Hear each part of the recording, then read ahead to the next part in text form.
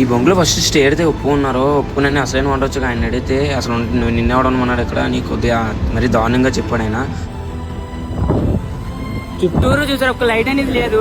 ప్రతిరోజు రిస్క్ లో పడిపోతుంది 99%. ఎందుకంటే నాకు బొంకు ఉంది కదా, హెచ్పి బొంకు. ఆ బొంకు కాడి నుంచి ఇంకో బొంకాడికి 10 కిలోమీటర్స్ ఉంది.